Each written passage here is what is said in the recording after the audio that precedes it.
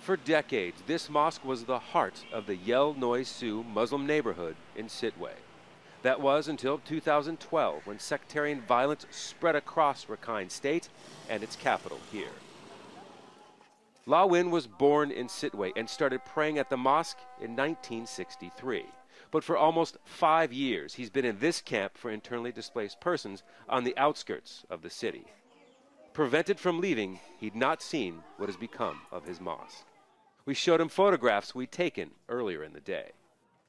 I am very sad to see the condition of our mosque. Even if I lost my worldly possessions, I would not be upset like this.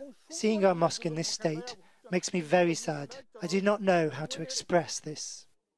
It's a day La Win remembers very well. June 10th, 2012. That's when he and his neighbors gathered here in the mosque compound. They say the next day their houses were burned down, and then they say they were led to the IDP camp at gunpoint. There is still some evidence of destroyed houses around Sittwe, but vegetation is taking over. In many former Muslim areas, Rakhine families have moved in or started businesses where homes once stood. Some saying their own houses were burned down by Rohingya in other parts of Rakhine State. We were setting up to interview one Rakhine family now living near the mosque. Then community officials showed up and told us to stop the interview. We were ushered away. Aung San Suu Kyi's ruling party, the NLD, has an office in Sittwe.